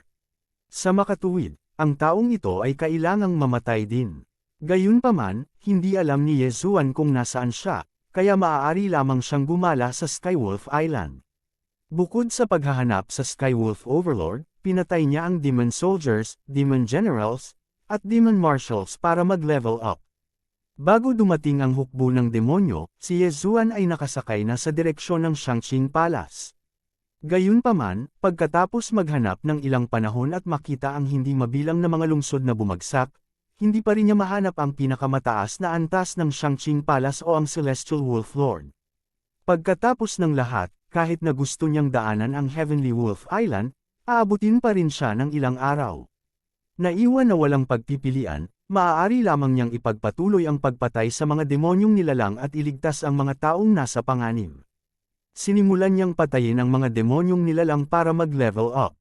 Kahit na ang Demon Soldiers at Demon Generals ay nagbigay ng kaunting karanasan, ang interspatial rings ng mga patay na tao ay nagkakahalaga ng malaki. Sa oras na ito, nakabalik na siya sa Jinwu City. Mahigit isang araw na ang lumipas mula nang basagin ng hukbo ng demonyo ang selyo. Tinansya ni Yesuan na ang mga lungsod at sekta na mas malapit sa Shangqing Palace ay hindi makakatakas at lahat ay mawawasak. Mukhang hindi talaga makakatakas sa kalamidad ang Heavenly Wolf Island. Gayunpaman, nang siya ay aalis na, isang sunod-sunod na malalakas na ingay ang biglang dumating mula sa abot tanaw. May mga powerhouse na nag-aaway. Dapat at least Demon Marshal sila. Sumimangot si Yesuan at nagmamadaling pumunta sa direksyong iyon. Sa sumunod na sandali, natigil ang kanyang ekspresyon dahil naramdaman niya ang ilang napakalakas na aura. Natagpuan sila. Iyon ang unang naisip ni Yezuan.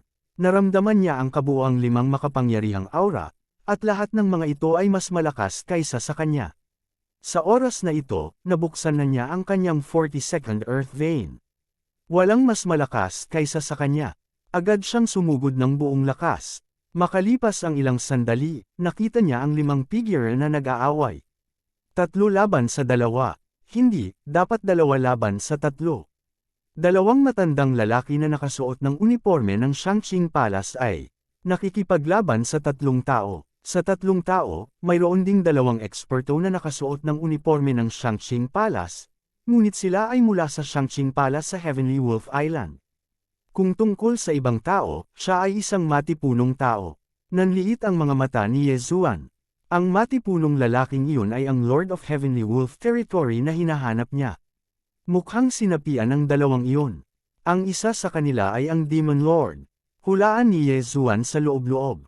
Ramdam na ramdam niya ang malademonyong aura ng 2 matanda. Kasabay nito, nakikita niya na ang 3 tao sa panig ng Lord of Heavenly Wolf Territory ay Dahado. Patuloy silang binubugbog pabalik. Parehong sinapian ang Demon Lord at ang Demon King. Napakalakas ng kanilang lakas. Kung sasali ako sa kanila, dapat kong ibalik ang sitwasyon. Kung makukuha ko ang interspatial rings nila, baka bumuti ulit ang kaharian ko. Sa pagkakataong iyon, pwede na akong makipagsanib puwersa sa kanilang 3 para patayin at lamunin ang Demon Lord. Pagkatapos nito, haharapin ko ang 3 pa. Nagplano si Yezuan sa kanyang puso. Napakasimple ng plano. Tutulungan muna niya ang mga tao na patayin ang Demon Lord. Matapos masira ang kanyang kaharian, siya ay magiging pagalit at papatayin ang Lord of Heavenly Wolf Territory at sakupin ang interspatial ring ng 3 tao. Ang plano ay perpekto dahil naniniwala siya sa kanyang lakas. Hanggat sumali siya sa mga tao, tiyak na ibabalik niya ang sitwasyon.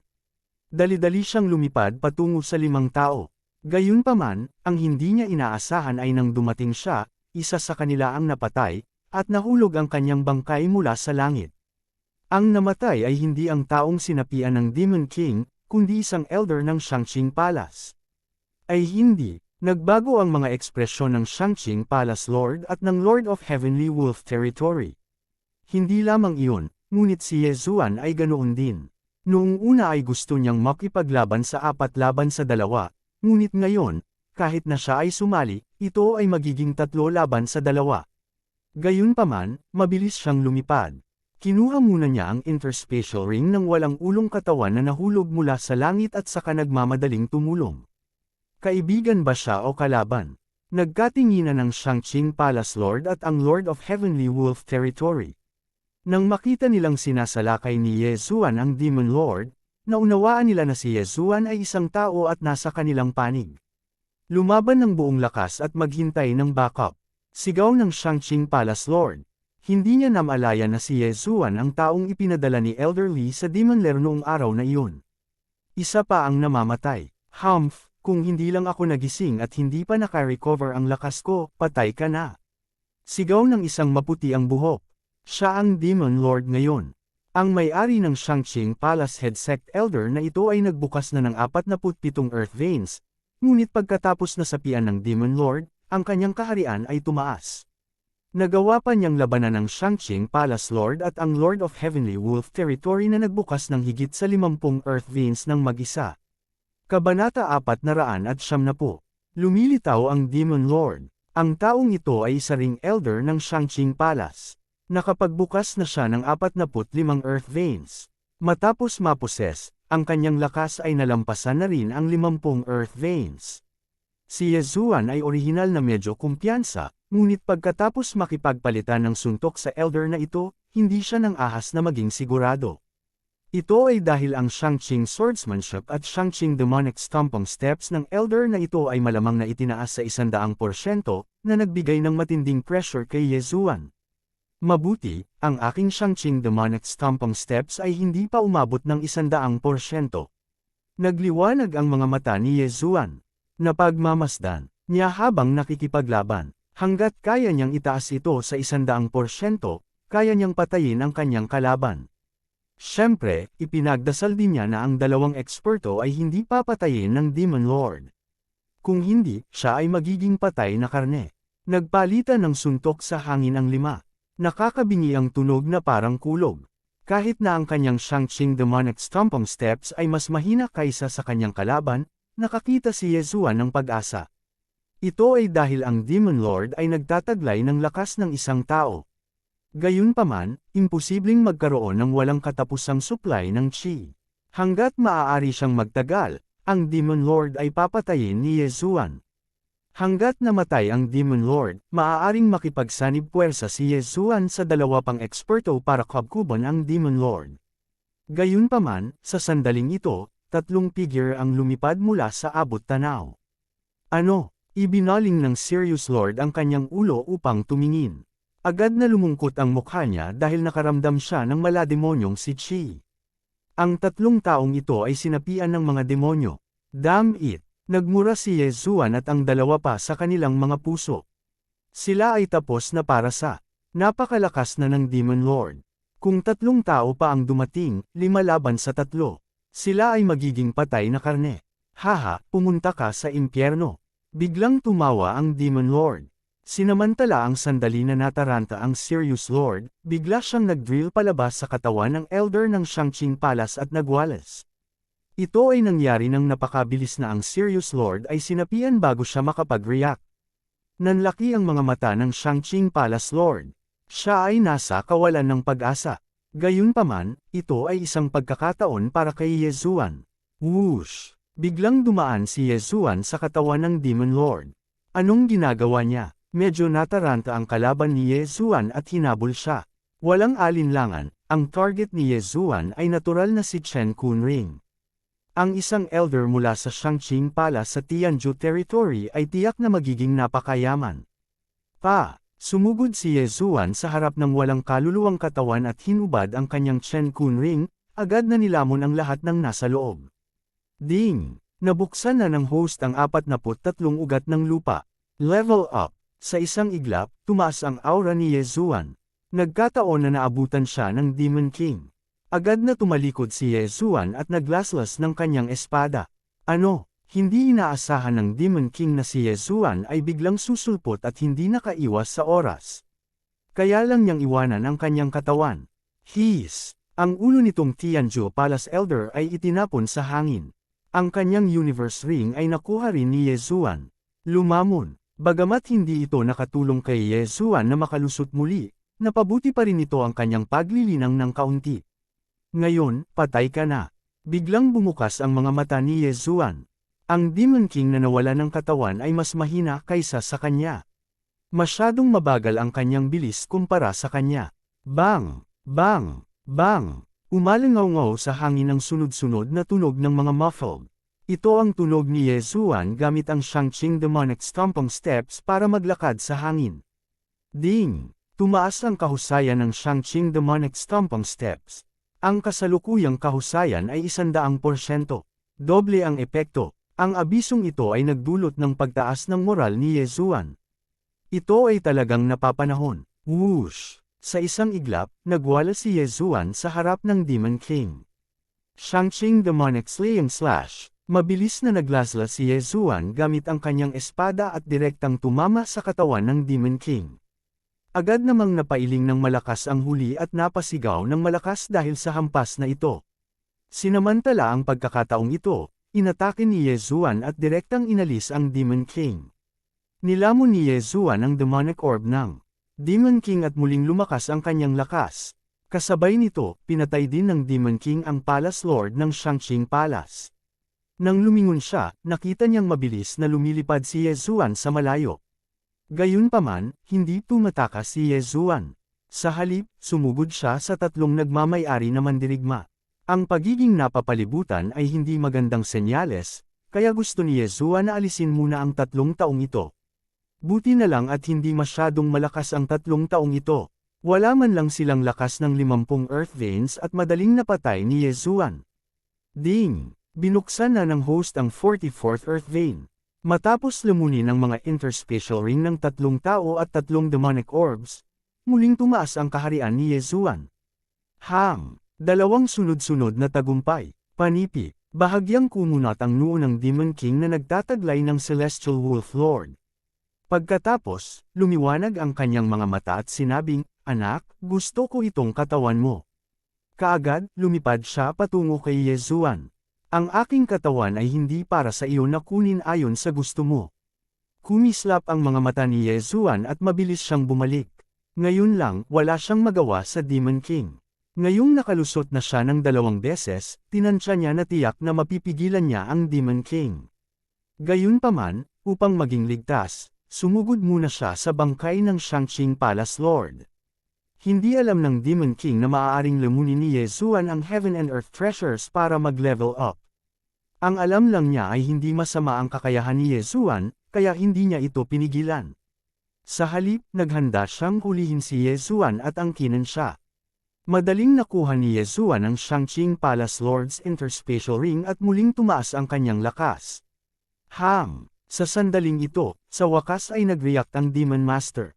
"Haha, kahit hindi ko alam kung paano mo nagawa, akin ang katawan mo." Tumawa ng malakas ang Demon King at sinuntok si Yezuan. "Gusto mo katawan ko? Tingnan natin kung may kakayahan ka."